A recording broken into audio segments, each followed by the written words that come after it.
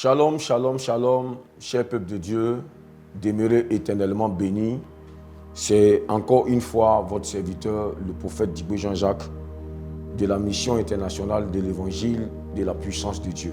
Soyez tous salués et encore une fois, bonne année à tout le monde. Cher peuple de Dieu, aujourd'hui, nous venons encore de la part du Seigneur pour partager un message avec vous. Pour partager un message non seulement à l'Église, mais également aux nations. Vous savez, nous préparons le retour de Jésus-Christ de Nazareth. C'est vrai qu'au fur et à mesure que le temps passe, on a l'impression qu'on a oublié le retour de Christ. Mais les messages que nous donnons ici, c'est pour interpeller non seulement l'Église, mais encore interpeller l'ensemble des nations. C'est pour ça que le message que nous allons prêcher aujourd'hui est d'une importance capitale. C'est pourquoi toi qui m'écoutes, que tu ailles à l'église ou pas, ce message est pour toi. Ce message te concerne aussi. Permettez-moi donc de prier avant de débuter quoi que ce soit. Père Céleste, nous te rendons grâce, nous te disons merci pour tout. Aujourd'hui est un autre jour. Je te prie de venir nous conduire selon ton esprit, afin que seul ton nom soit élevé à jamais. Ouvre les oreilles des uns et des autres et que le cœur soit vivement touché. Et que Seigneur notre Père, le résultat pour lequel tu as voulu que je puisse prêcher ce message, ce résultat-là soit atteint. Merci de le faire maintenant au nom de Jésus-Christ de Nazareth. Amen. Alors, peuple de Dieu, de quoi s'agira-t-il aujourd'hui? Nous allons parler aujourd'hui du secret des rois ou des présidents. Le secret des rois ou des présidents. Qui dit roi dit président. Qui dit roi dit chef. Qui dit roi dit celui-là qui est assis à la tête d'une nation. Peuple de Dieu, c'est important parce que la vie des nations intéresse Dieu. Nous ne pouvons pas être une église au sein des nations et puis ne pas s'intéresser aux choses qui sont du ressort des nations. Alors c'est pourquoi écoutez-moi bien. Aujourd'hui, ce message va amener quelqu'un à comprendre un mystère caché. Je suis prophète et il y a beaucoup de prophètes dans nos nations. Beaucoup de prophètes ici en Côte d'Ivoire. Beaucoup de prophètes en Afrique. Je ne parle pas de ceux qui se sont appelés eux-mêmes, mais je parle de ceux-là que Dieu a authentifiés. Alors, sur la base de ce thème, nous allons lire ensemble la parole de Dieu dans le livre de Daniel, le chapitre 2, à partir du verset 1er déjà. Tout le chapitre 2 nous intéresse, mais pour que nous puissions gagner du temps, nous allons lire quelques versets. Lisons donc le premier verset, le verset 1. Et voici ce que la Bible dit. La seconde année du règne de Nebuchadnezzar, Nebuchadnezzar eut des songes. Il avait l'esprit agité et ne pouvait pas dormir. Parole de l'Éternel. Peuple de Dieu, voici un roi puissant. Celui-là, la Bible l'appelle le roi qui dominait sur les autres rois.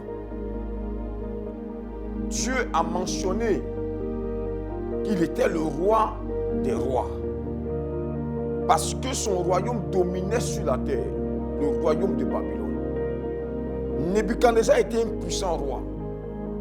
Arrivé à un moment donné de son règne, ce roi n'a pas fait des songes.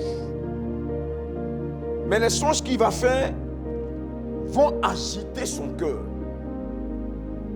À cause de ses rêves, il ne pouvait pas dormir. À cause de ses rêves, il était troublé. Pourquoi? Parce que les rêves n'étaient pas compris de lui. Il ne savait pas comment les expliquer, comment les comprendre. Alors Nebuchadnezzar lorsque vous lisez la suite, il va faire appel à ses magiciens, à tous ceux qui sont autour de lui. Il va faire appel à ceux qui comprennent certainement la science. Et il va leur dire, j'ai fait un rêve. Mais le rêve là, j'ai oublié. Donc rappelez-moi mon rêve et donnez-moi l'explication de ce rêve. Alors, les magiciens, les satrapes, tous ces devins qui étaient autour de lui, ils ont dit au roi, au roi Nebuchadnezzar, ce que tu demandes est trop difficile. Tu as fait toi-même ton propre rêve. Et tu veux que nous, on te rappelle ce rêve afin de te donner l'explication. Mais comment est-ce qu'on peut te donner l'explication de quelque chose que toi-même tu as oublié? Et comment nous, on peut trouver ça? C'est trop difficile pour nous. Alors Nebuchadnezzar est rentré dans une colère farouche. Et il a dit à ses magiciens, à ses sages, il a dit à ces gens-là, si vous ne trouvez pas mon rêve, vous tous, vous allez mourir. Alléluia. Vous tous, vous allez mourir parce que je vais donner l'ordre à ce que vous tous, vous puissiez être mis à mort. Vous serez exécutés. Et pendant que le roi Nebuchadnezzar disait ces choses, laissez-moi vous dire que dans le royaume de Babylone, il y avait un homme qu'on appelait Daniel, un prophète de Dieu, prophète de l'Éternel. Quelque chose va se passer ce jour-là. Daniel, en réalité, était concerné par le décret pris par Nebuchadnezzar, par ce roi puissant. Quand il parlait, tous les autres royaumes étaient obligés de s'aligner. Alors Daniel, qui était aussi considéré en Babylone, il savait que ce décret pouvait le toucher. Parce que lui aussi était un homme considéré. Alors, de façon sage, il va s'approcher d'un garde pour lui dire, demande au roi de nous donner au moins 72 heures, au moins 3 jours, pour que nous puissions voir ce qu'on peut faire. Mais Daniel le disait parce que dans son esprit, il avait pour objectif d'aller chercher la face de Dieu, aller demander à Dieu qu'est-ce qui s'est passé dans le rêve de Nebuchadnezzar. Alors il va donner le sujet à ses frères. Lorsqu'il rentre dans la présence de Dieu, écoutez bien ceci.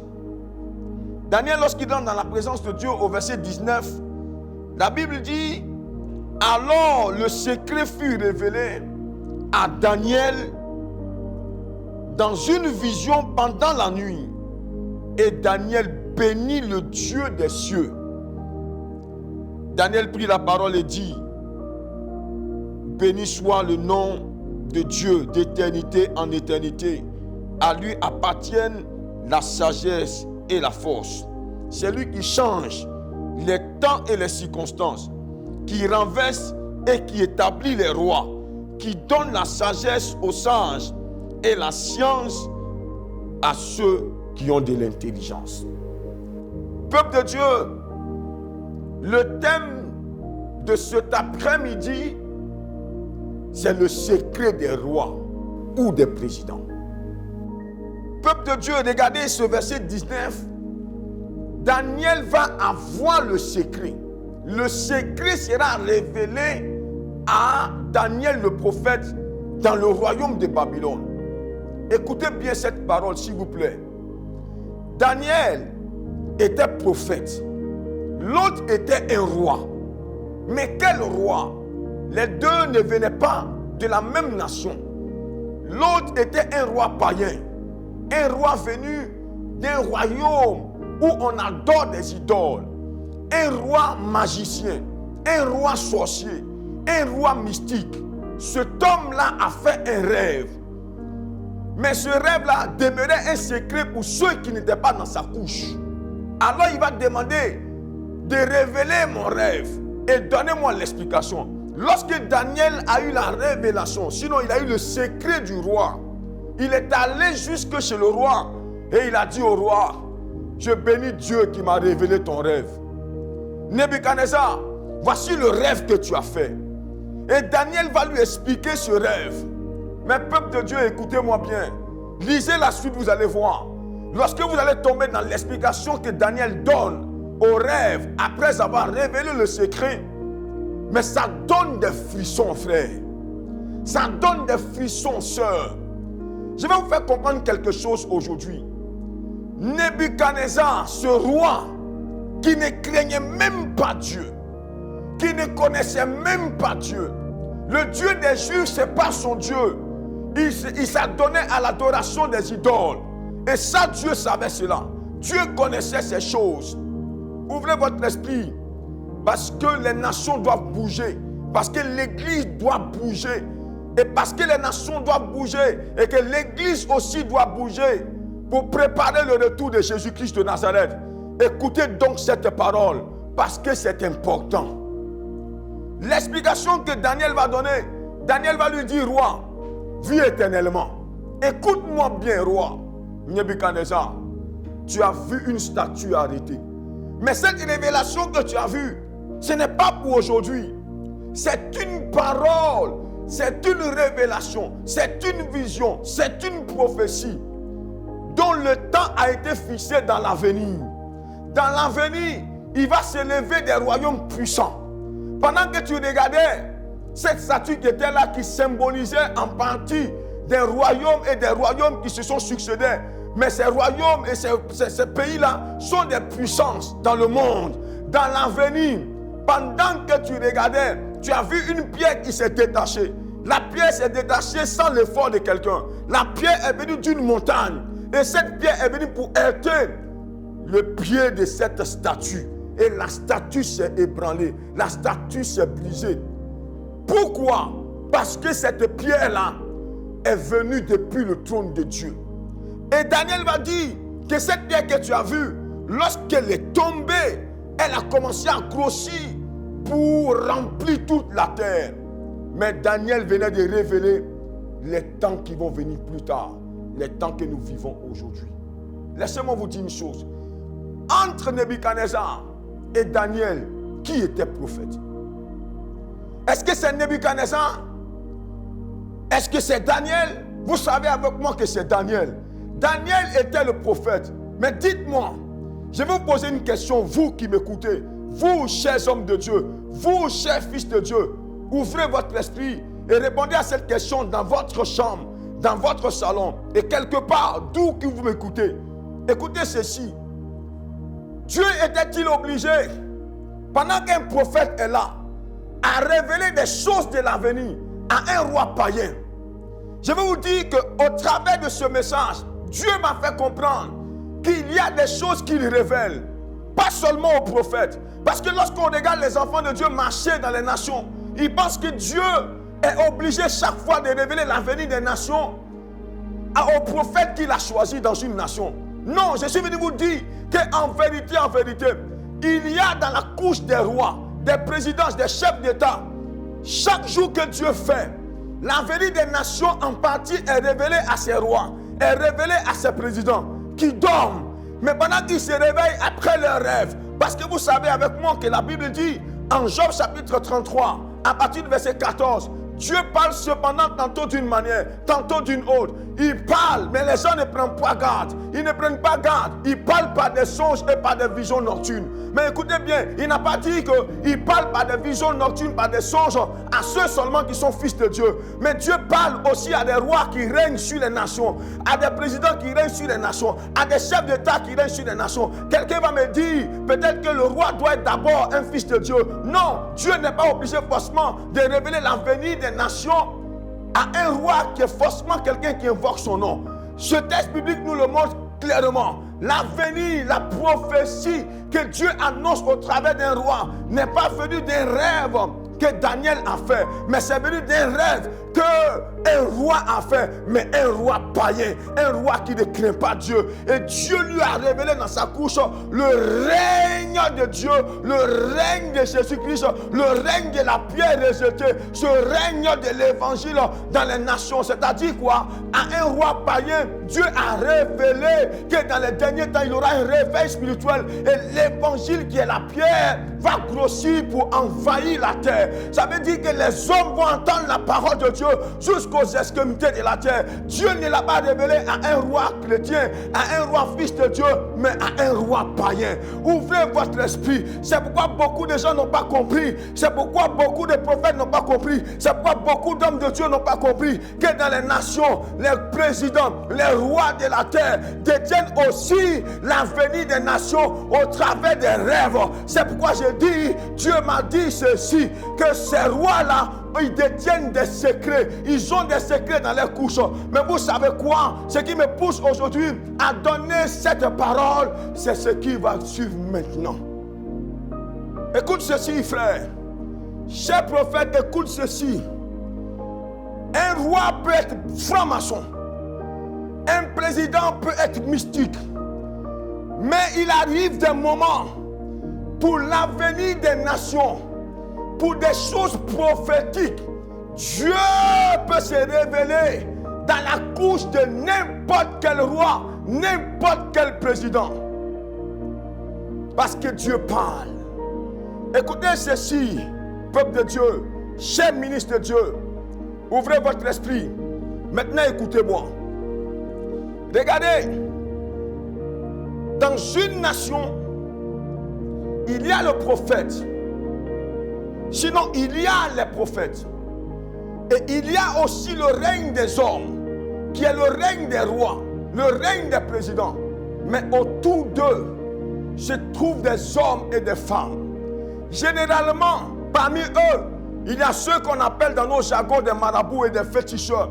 Peut-être des mystiques à un haut degré. Mais lorsque le roi fait un rêve, à qui il explique? Nebuchadnezzar avait des gens autour de lui. Mais Nebuchadnezzar a expliqué. Il a dit, trouvez-moi mon rêve. Mais les gens n'ont pas été capables de trouver. Non seulement cela, de donner aussi l'explication. Mais laissez-moi vous dire ceci.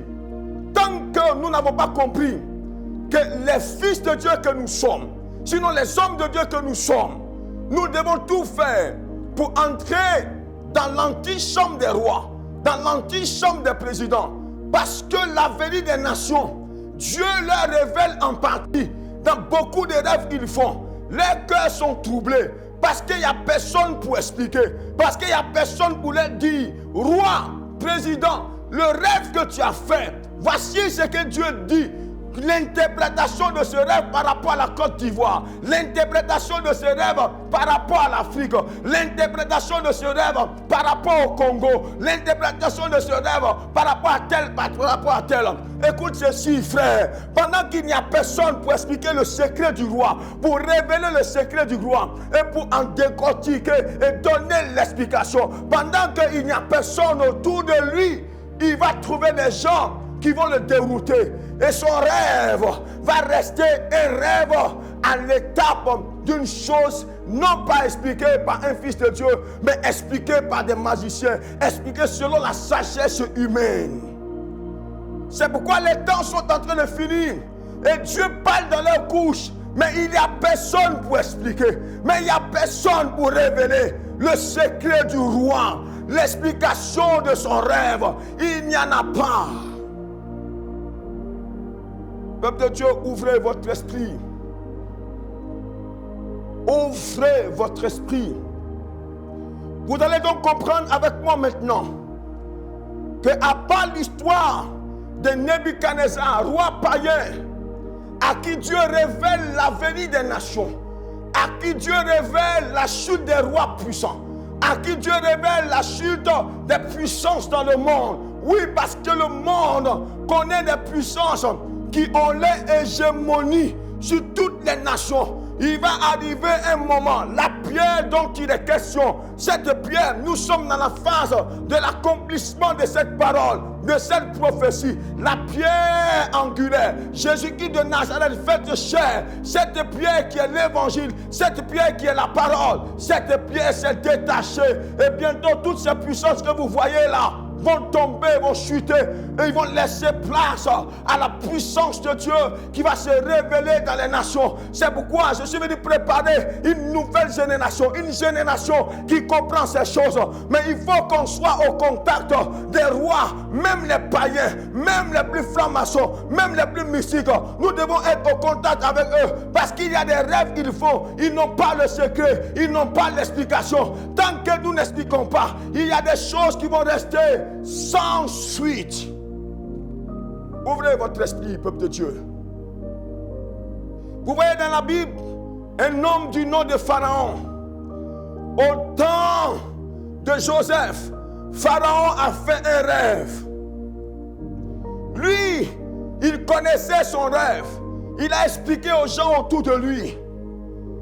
C'est ici que je vais dire des choses qui doivent amener quelqu'un, un homme de Dieu à pleurer, un homme de Dieu à gémir, un homme de Dieu à comprendre que les rois détiennent des secrets, mais cela ne vient pas d'eux, cela vient de l'Éternel, car Dieu parle de beaucoup de manières par les songes. Le roi Pharaon a rêvé. Il a demandé à ses magiciens, à ses sages, tout comme Nebuchadnezzar. Personne ne pouvait donner l'explication. Ils sont allés chercher Joseph. Joseph a donné l'explication. Mais écoutez bien ceci. Joseph, c'est lui qui était le prophète dans le royaume de l'Égypte. Pharaon était un roi païen, était un président païen. Il était habitué à adorer son cobra. Il était habitué à adorer le Nil. Il était habitué à adorer les crocodiles du Nil. Écoutez ceci, mais dans la couche de cet homme, il va faire un rêve qui va se répéter 2 fois. Lorsque Joseph se lève et Joseph sort de la prison pour venir lui expliquer le rêve, il dit, ce que tu as vu a été arrêté par Dieu. Il n'a pas dit ça a été arrêté par un homme. Ça veut dire que c'est Dieu qui s'est révélé à lui dans sa couche. Ouvrez votre esprit et vous allez comprendre ceci.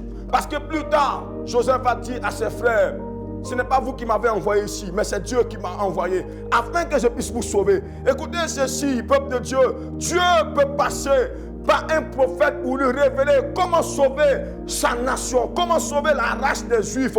Mais vous allez comprendre avec moi, Dieu est passé par un roi païen pour montrer le salut des Juifs, pour montrer comment il allait préserver la vie de ceux-là qu'on appelle Israël aujourd'hui, la vie de ceux-là qui allaient être les descendants d'Abraham aujourd'hui. Peuple de Dieu, ouvrez votre esprit. Vous allez donc comprendre avec moi que Dieu est passé par ce roi-là pour révéler l'avenir des nations, pour révéler encore que les nations vont traverser des moments difficiles, des moments compliqués. Mais Dieu le révèle à ce dernier-là. Et lui qui donne l'explication, c'est un prophète du nom de Joseph. Alléluia. Peuple de Dieu, écoutez-moi bien. Pendant que vous entendez cette parole, réfléchissez avec moi. Est-ce que pour le salut des nations, Dieu ne met pas un rêve, un songe dans la couche des rois, même s'ils sont païens?